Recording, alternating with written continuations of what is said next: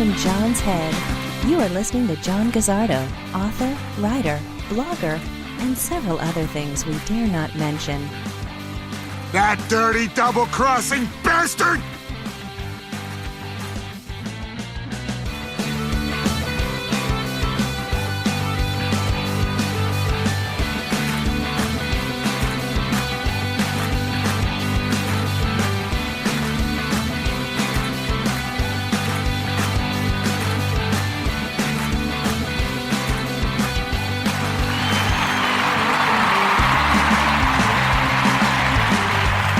Why, thank you for the warm welcome. Oh my goodness.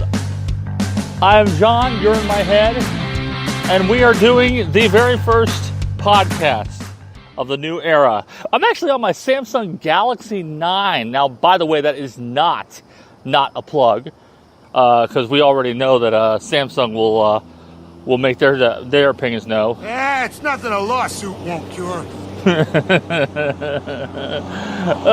Good old Bender checking in. He won't be in very much today, though, folks. I'm kind of limited in the amount that he can actually become involved. But it's going to be a fun podcast. I am actually doing a mobile one in a way. I'm actually taking a good walk. So if you want to enjoy what it's like to be in my head while I'm walking, this is a great time to do it. Now, one of the things I'm going to go into today is this whole Roseanne situation. And I'm not going to spend too much time on it because, quite frankly, it's going to be something that's going to get everybody ticked off each other, because I already know what people are going to say. That dirty double-crossing bastard! It depends on your side of the aisle, to be honest with you, but I think that I'm going to make it a point to try to not dance on either side. Yep. News alert, folks. News alert. Roseanne has been canceled. Well, we already know this. So here's the chronology as we all know it. First of all, full disclosure, I am not a fan of Roseanne Barr. Okay? I'm not a fan of her. Never did like her comedy, never did like her shtick. This is not my thing, not my cup of tea. So, going into that arena, with that aside, here is the chronology. Roseanne, of course, and the entire Roseanne cast brought the whole series back for a late season engagement to reboot it with ABC. Now, ABC was the original network for this program, and it ran for many years. Late 80s and early 90s, and was pretty successful. Most of the cast launched off into careers of their own. Many have appeared in shows ranging from Scrubs to The Big Bang Theory. Of course, we all know John Goodman had a rather interesting movie career. Roseanne herself had some cameos in a variety of different TV shows, and even made it into a movie or two, I think. But long story short, it launched a lot of careers. It kept ABC's wallet fat and happy for many years. And then it wrapped up. And of course, being the way that sitcoms are, and being the way that Hollywood is, a reboot was inevitable based on what had been going on the past few years. So, this is exactly what happened. Roseanne and her team got together, brought the series back.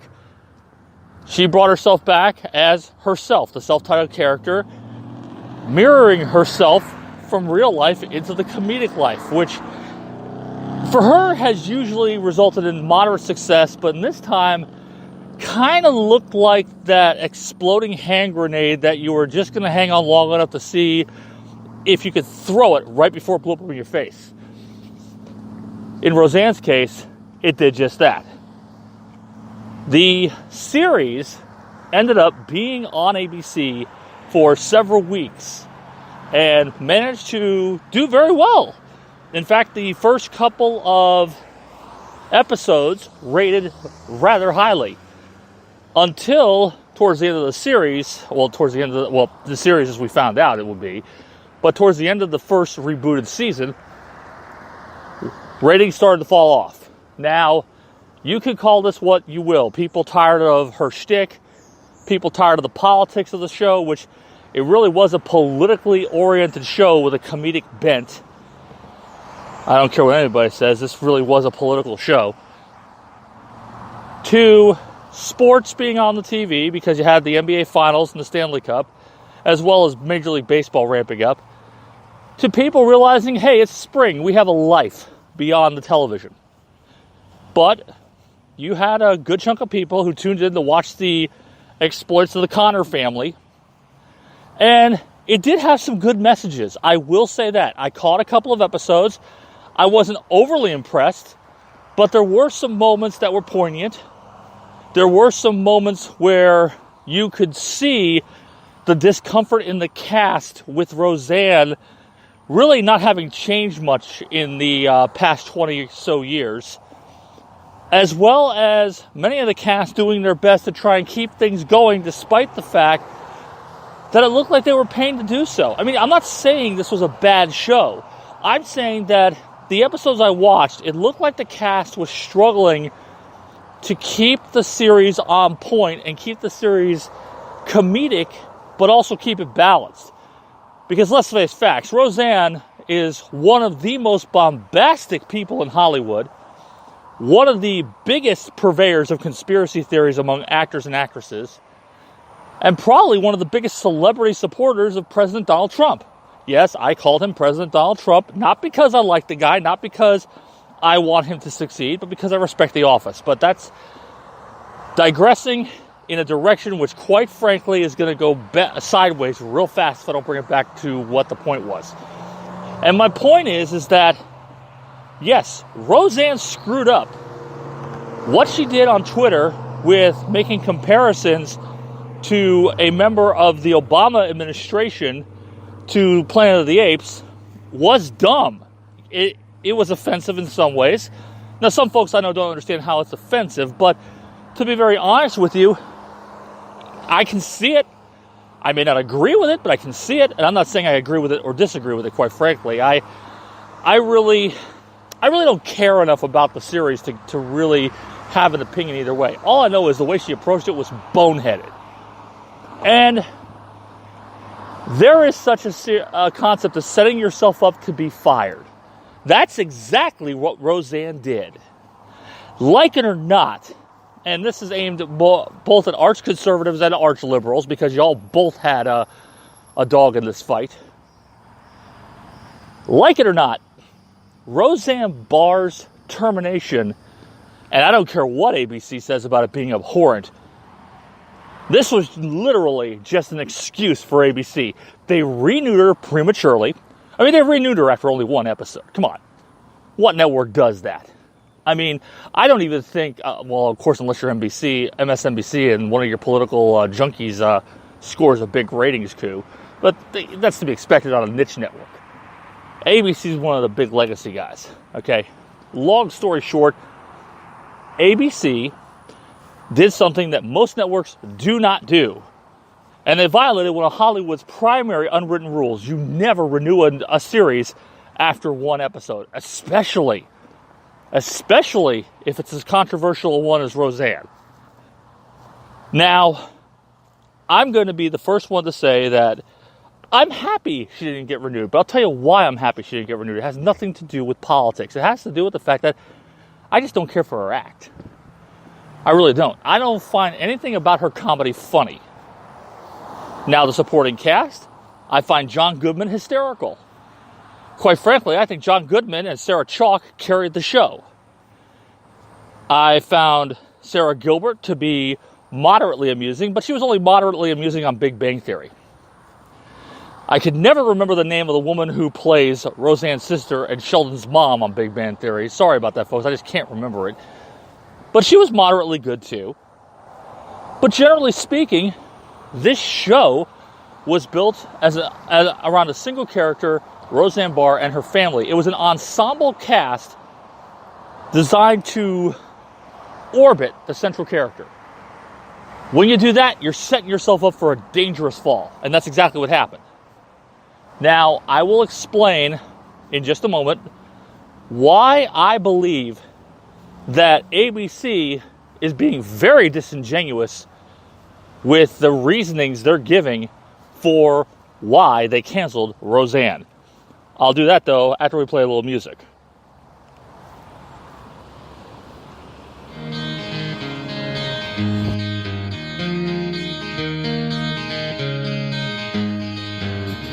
Could you whisper in my ear the things you want to feel? I'll give you anything to feel it coming. Do you wake up on your own? I wonder where you are and live with all your faults. I wanna wake up where you are.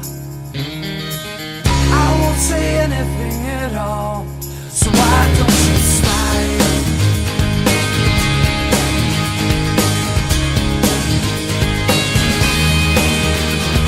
Yeah, we're gonna let it slide.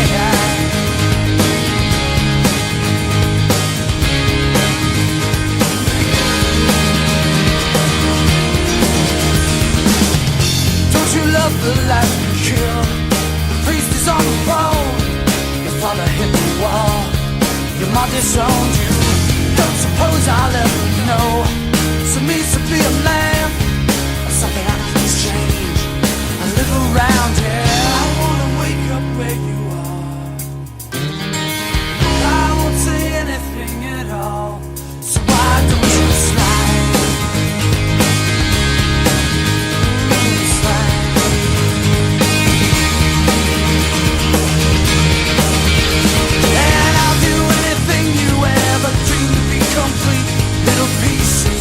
Nothing that fall.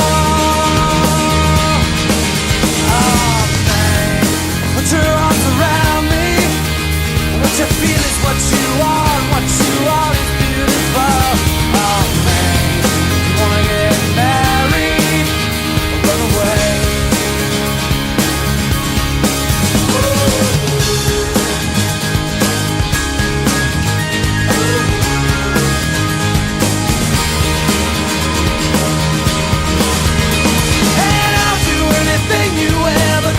Complete little pieces of the nothing that fall. Oh man, put your arms around me. What you feel is what you are, and what you are is beautiful. Oh man, do you wanna get married or run away? I wanna wake up where you are.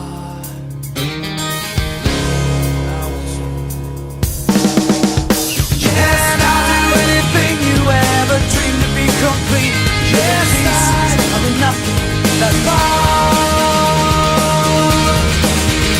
And I'll do anything you ever dreamed to be complete. Yes, pieces of the nothing that fall. Oh, night. Well, just slide into my room, just slide into my room, and I will run away, run away, run away.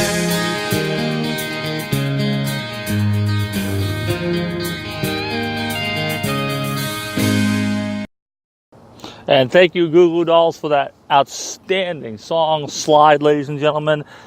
If you never heard it, I'm telling you right now, it's one of their oldest songs and a classic. It takes me back to 2013 when my wife and I first moved to Atlanta, and we went to see Goo Goo Dolls alongside Matchbox 20 at the amphitheater in Lakewood. Back then, it was called something else, but it was a great time, and we had a wonderful, wonderful night together. Now, getting back to the whole situation with Roseanne. It's nothing a lawsuit won't cure. Yeah, Bender re-establishing his opinion on the whole matter. And I don't doubt there will be lawsuits, but I'm going to be honest.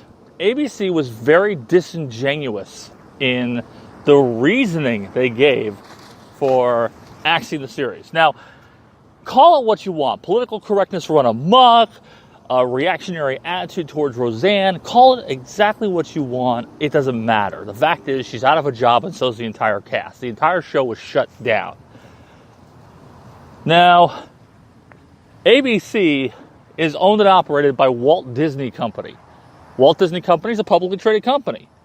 I don't care what anybody says. The fact of the matter is, Disney had the right to do what they did because Roseanne had a contract that specifically said that she was not going to do anything that could potentially harm the Walt Disney brand or the ABC brand or the Walt Disney family of companies. She did just that. Not only did she do just that, she had actually set herself up to fail because, quite frankly, the show itself started out great, but started that long decline that so many reboots really suffered until the end of the series, the season finale, which is now the series finale, obviously. Does that mean that Roseanne's gone forever? I doubt it. I really doubt it. I think it's going to surface someplace else. Lord knows where, but I do think the show's going to surface someplace else.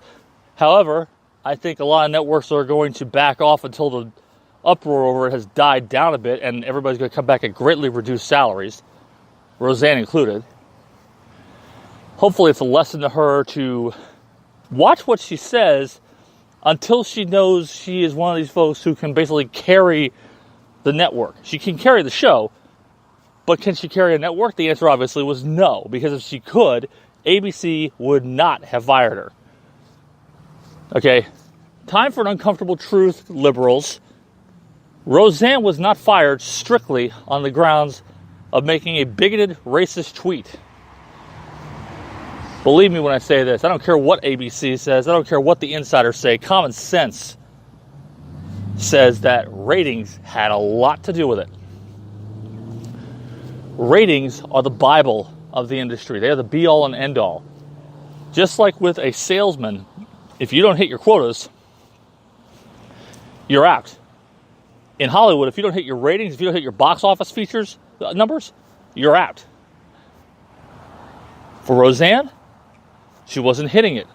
She wasn't hitting those numbers as well as ABC hoped. She came out of the gate strong, but like so many thoroughbred racehorses, she faltered down the stretch. And we've seen it with a lot of shows. We've seen it with a lot of series, which started out with high hopes and ended up petering out. You know, it happens. It's part of the way people are. People find something that's more entertaining, or they're simply turned off. Now, it could have been a combination of the two. Just like Last Man Standing is really designed for a specific taste as much as Family Guy and American Dad are. I mean, let's face facts. Tim Allen's comedy appeals to a certain cross-section of people as much as Seth MacFarlane's does. You know, and I can tell you right now that I guarantee you there were just as many people who love Will and Grace as who laughed their heinies off at Archer. People are people. They have their tastes. Roseanne just may have not have been one of them. But what Roseanne did was an extraordinarily gigantic blunder. She gave ABC the loaded gun to shoot her with by making that tweet. She basically said, "Hey, I dare you, fire me." And ABC said, "Okay, your ratings weren't that great anyway, bye." Of course, conservatives are having a huge backlash over this, as is expected. Now, does that mean that she had the right to say what she said? Of course she did.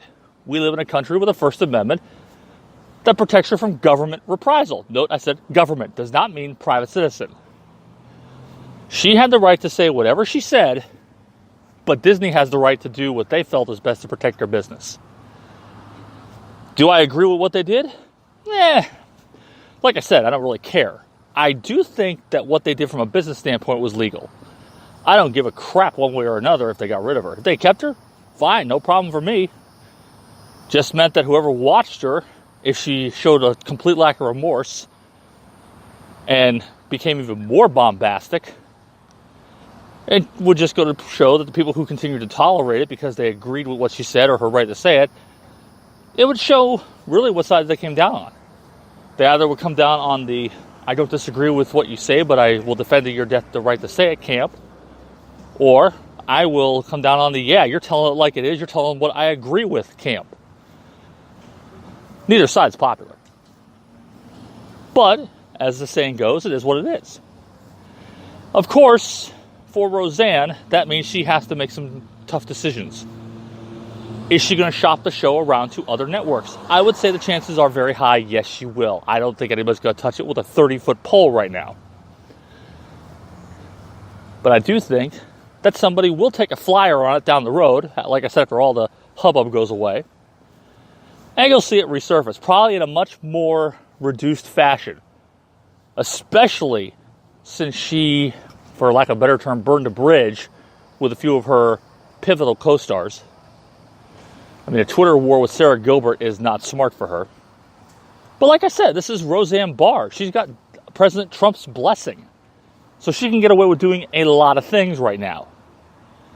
Of course, Trump being Trump, the second Roseanne does something that makes him look bad, he's going to turn on her. We all know that. And I'm not saying that to besmirch the president. I'm just saying that because, hey, it's true. We all have seen it. And before any of you think, oh, you're just defending the president. No, I'm not. I can't stand him. But I do respect the office enough to know that it's a hard job. I just don't think the man in office right now is truly capable. I think he's riding an incredibly gigantic wave of luck. Like he has most of his life. But, like he has most of his life, the luck will run out for him and it'll come crashing down and he'll have to basically answer for it some way, somehow. He probably won't answer for it the way we want him to, or the way people would hope he would, but that's because that's the way he is. That's the person and the folks that he hangs out with. Got to remember, Donald Trump is a businessman / socialite. This is not a person who lives in the same realm as 99.9% of the people on this planet. You're in that rarefied air. You do things differently, and you can get away with doing things differently. And Roseanne thought she was the same kind of person. She thought she could be the rugged individualist, conservative, conspiracy theorist socialite. Now, one minor problem. Roseanne does not have the kind of wealth that Trump and his ilk have. And she got burned for it. And honestly, I think Disney was very disingenuous with the way they approached it. Now, let's face facts, Disney. Come on. Let's be real here. You didn't nix her solely because she said something stupid and racist and bigoted. You nixed her because you knew you blundered, you knew you screwed up, you needed an excuse to get rid of her, and she handed it to you on a silver platter. Now, quite frankly, if I'm the president of ABC, I can't remember that person's name. I never remember the executives' names of these companies half the time. The only one I remember was Michael Eisner for a variety of reasons. But if I am the CEO, the president of ABC Entertainment, or whatever the hell their name is this week, I would be sending Roseanne a fruit basket with a thank you saying, thanks for making this job so easy for us. You actually saved our butts. Because the reality is she did save their butts. They had a huge problem on their hand when they renewed ABC. Their advertisers knew it. Their sponsors knew it. And the second she said what she said, they said, okay, good, we have an excuse. Not only is she saying this, Lord knows what she's going to say down the road if she becomes feeling more empowered about this. And so they decided to pull the plug and bid the Connor family farewell.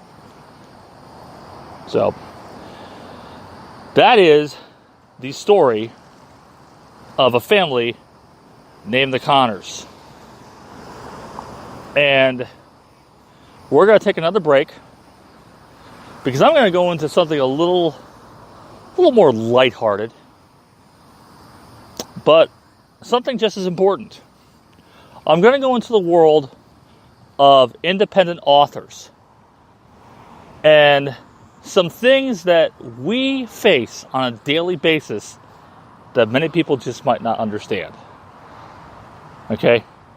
We'll be back in a minute or two. And I am going to cue up a song which will be interesting because I don't know if it's the swear word version or not. Here we go. I want you to know that I'm happy for you. I wish nothing but best for you both. I know the version of me. Is she perverted like me? Would she go down on you in a theater? Does she speak eloquently? And would she have your baby? I'm sure she'd make a really excellent mother. 'Cause the love that you gave that we made wasn't able to make it enough for you to be open wide. No. And every time you speak her name, does she know how you told me it held me until you died? Till you died, but you're still alive. And I'm here to remind you of the mess you left when you went away. It's not fair to deny me of the cross I bear that you did to me. You ought to know. You seem very well. Things look peaceful. I'm not quite as well. I thought you should know. Did you forget about me, Mr. Duplicity? I hate to bug you in the middle of dinner. There was a slap in the face, how quickly I was replaced. And are you thinking of me when you fuck her? 'Cause the love that you gave that we made wasn't able to make it enough for you to be open wide. No. And every time you speak her name, does she know how you told me it hold me until you died? Till you died, but you're still alive. And I'm here to remind you of the mess you left when you went away. It's not fair to deny me of the cross I bear that you did to me. You ought to know.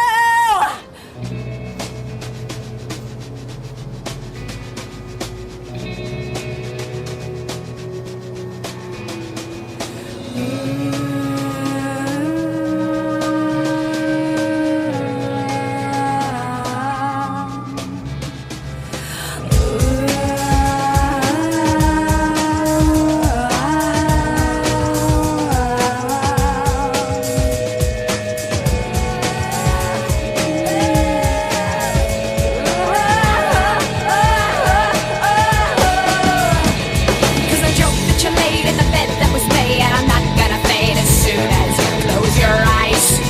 And you know it. And every time I scratch my nails down someone else's back, I hope you feel it. Well, can you feel it? Well, I'm here to remind you of the mess you left when you went away. It's not fair to deny me of the cross I bear that you gave to me. You ought to know. I'm here to remind you of the mess you left when you went away. It's not fair to deny me of the cross I bear that you gave to me. You ought to know. Wow, I did not expect that song to really end on time. I expected it to be half cut because that's about what I got right now on this thing, are half cut tracks. So great job by Alanis Morissette, who, by the way, we have now learned wrote that song in honor of David Coulier, Uncle Joey, and the voice of Peter Venkman after Lorenzo Music left. Oh, good grief.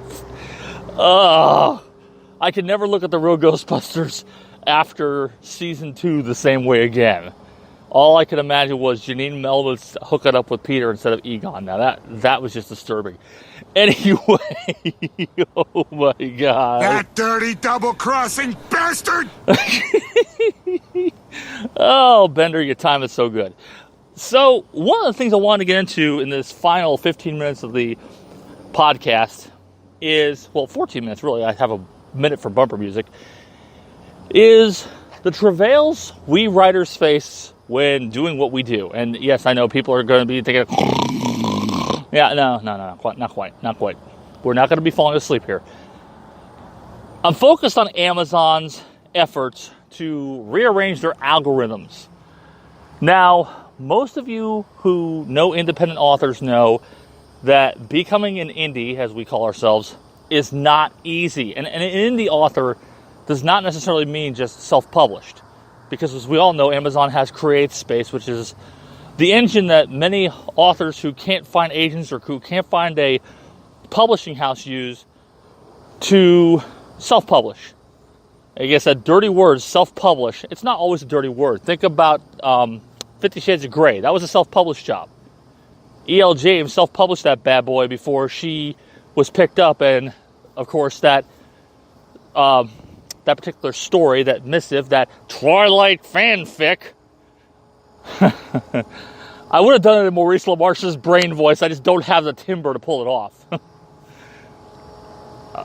That was what really put self-publishing on the map, aside from a few other novels. Now, Amazon owns CreateSpace, which is actually the publishing engine for many so-called indie publishing houses. Now, some are going away from that because you have other publishers such as Ingram Spark and the like who are offering the same services and distribution channels which can be greatly enhanced and far more powerful.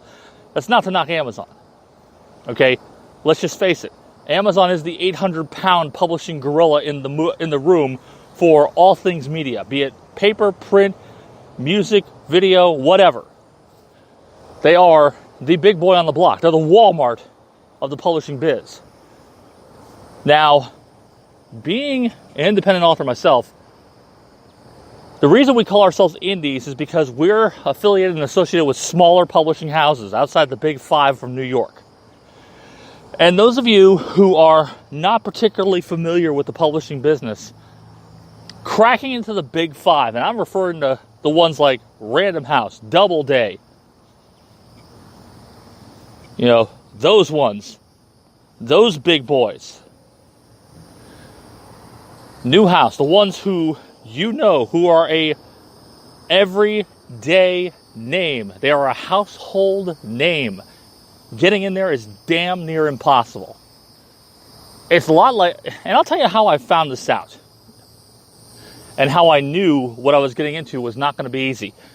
Years ago, well, actually not years ago, but for years, and I mean 2 decades, I tried to get a cartoon that I did called Love and Marriage published. Before that, I had one called The Condors. Long story, I'll give you the lowdown another day about the name. I tried to get these 2 comic strips published, but for comic strip artists, that would be a syndication deal. There are 3 big boys on the block in syndication: United Features, King Features, and Universal Press. All 3 are reluctant to let new folks in because they hang on to the classics because that's what people want. People are creatures of habit. When somebody checks out a new book, you have exactly 10 seconds to grab the reader's attention. And if you don't grab that, it's just like a resume. If you don't grab that attention in the first 10 seconds, forget it. Your book's in the scrap pile. Your book's back on the shelf. Your book is in the used book bin or worse. But to make a long story short, being an author requires a very thick skin, an incredible amount of patience, and extremely hard work. You have to be dedicated. And some authors take time off from their craft to pursue other things. Many of us have day jobs. And many more of us have issues in their own personal life that keep them from being a 24/7 writer. Now, for a while, I was a 24/7 writer. I lived, breathed, and ate the written word. I'm not that way anymore. Not because I don't want to, but because I know that my writing is not just an outlet, but it requires a commitment to quality. And I focus on that quality whenever I get out onto my computer or onto my phone or in front of a piece of pen and paper and I actually start to write. There is an old saying, write liberally, edit mercilessly. I don't care if you're E.L. James or you're Joe Blow down the street. That is a universal rule of book writing, of noveling, of anything having to do with the written word. Write liberally, write endlessly, write fearlessly, edit mercilessly. Whatever doesn't serve you, ditch it. And never fall in love with a character. Always be willing to pull that trap door lever and watch that character fall to its demise. I did that with one of my series, with one of my characters in my Scope series, by the way. Should the last word ever get published, some of you will get to see it. It was painful, it was difficult, but it was necessary. Like so many things in life. But the whole problem that indie authors are facing these days has to do with two things. First of all, the whole Amazon phenomenon, if you want to call it that. Amazon basically being the biggest boy on the block. Because Amazon's algorithms have been reconfigured, and many independent publishing houses are just absolutely furious over it. I know my publisher is not too pleased about it. I know that many other publishers are not too pleased about it because it's suppressing good work that can't get a fair shake from one of the big five. Amazon is catering to the establishment of publishing, and with good reason. They're the ones who generate the money. I mean, come on, as the saying goes, daddy gotta get paid. But at some point, you do kill the goose that laid the golden book. And Amazon's in danger of doing that. One of the things that many book critics are furious about is the rise of indie authors and independent publishing houses and self-publishing engines such as CreateSpace, because as they say, quote, we're drowning in indie books. There are just too many. There's no gatekeepers, as they say. Nobody to filter out the crap from the good. No one to separate the wheat from the chaff, as you will. But the beauty of that is that the garbage ultimately settles to the bottom, and the really great stuff, which otherwise wouldn't be discovered, does rise to the top, and the market does bear it out. Now, that doesn't necessarily mean that a great writer is going to become a successful author. That's like an inventor. A great inventor does not necessarily mean they're going to make $1 billion on an invention. It takes a lot of things coming together. It takes a great product. It takes an audience hungry for that product, or in this case, a consumer base hungry for that product. It takes distribution channels and investors willing to put the money into the said product. And this accounts for about 85% of it. It takes a lot of blind luck. And I know some people are like, well, what does luck factor into it? Folks, I know that sounds stupid, and I know people are going to also say, well, luck is just the intersection of opportunity meets preparation. That's a lot of horse crap. Luck is essentially timing. Some folks have extraordinarily great timing. Some folks have good timing. Some folks have average timing. And some folks' timing smells worse than the horse shit you find in the barn. Hey, they dropped the F-bomb earlier in the Alanis Morissette song. I can drop an S-bomb, all right? But that's what it comes down to.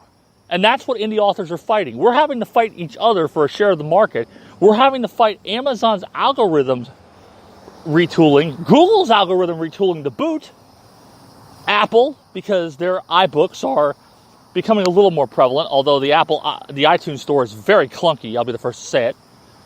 We're having to fight the demise of mom and pop bookstores and the rise of bookstores such as Barnes & Noble's an establishment store, and so is Books A Million, but we're talking stores like Second and Charles. Quite frankly, it's not a good time to be an author unless you have a serious passion for the work. This is not high cotton you're walking in, folks. This is probably the most fallow of fields anyone could possibly walk in from a standpoint of being a writer. It is literally an opportunity desert. But, as they say, the work is what you make it. If you love the work, if you take joy in it, then if you have to work a day job, you have that escape. You have that ability to go into your own world and create new characters, create new universes, create new outcomes. And with apologies to Star Trek fans everywhere, it is what it is. Yeah, I couldn't resist my William Shatner impersonation. Oh, Lord. Yeah, it's nothing a lawsuit won't cure. I'm waiting for Paramount to do just that now. So, here's the deal. If you're a fan of a particular author, write a good review and write a legitimate review, not a shill review. Amazon's algorithms are ferreting those out. If you don't like a book, write a review anyway. Believe it or not, a bad review actually gets people looking just as much as a good review, maybe more so.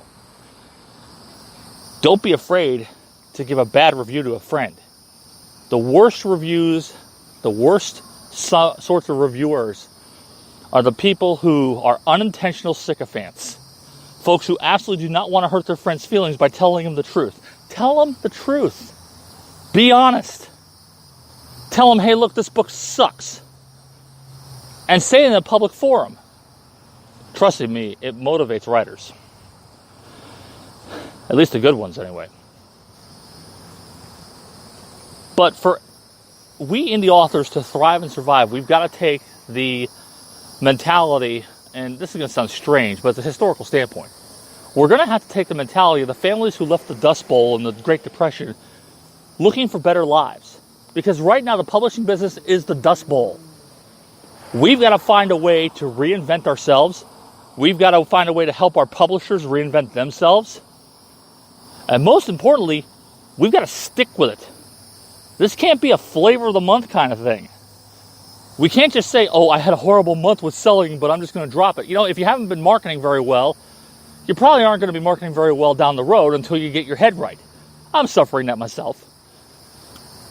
But if you're going to be going out there and actually rubbing elbows and pounding the pavement, you know what? It will pay off. It's going to be a lot of hard work. Now, some of us are not as budgetarily endowed as others. But those of you who are, give those who aren't a little bit of a hand. I'm not saying give them something for free, but give them some tips and tricks. Give them some very low-cost options. Tell them places that you found that don't cost an arm and 10 legs. As the saying goes, help a brother or sister out. But it doesn't mean give us something for nothing. That's the worst thing you can do for a writer. And it certainly doesn't mean to tell them to keep writing if their stuff is absolute cow shit.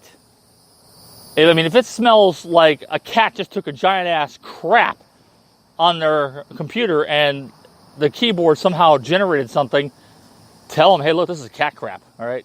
This stinks like the piss on the bottom of my cat's litter box. Doesn't mean you're hurting their feelings. It means you're giving them a little bit of reality. But here's a soft touch if they're a little sensitive. Nudge them in the right direction. And do it for the right reasons. Not just because you're eliminating competition, but because you want them to be a better person. And if it means that they decide to up their game and become a better writer, take some risks and become edgier, and their stuff turns into amazement, something that really sells, hey, pat yourself on the back. You had a hand in that. And folks, at the end of the day, we're only as good as our weakest link. So let's close it out.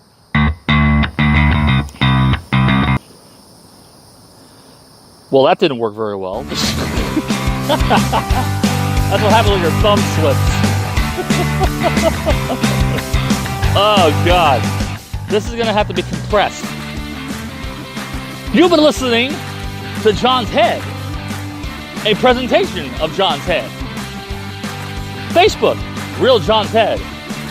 Twitter, all the best people follow the Real John's Head. At least I think they do. Instagram, Johns_Head. And if you manage to find my Pinterest page, let me know. Because I think ABC fired that one too when they fired Roseanne and didn't bother to tell me. John's Head, the worldwide leader in nonsensical commentary. For more information, go to the aforementioned social media and internet sites. Or look up my book, Paper Losses, on Amazon, download it, and give it the worst possible rating you can give. Daddy gotta get paid, baby. Catch you later, folks. Have a good one.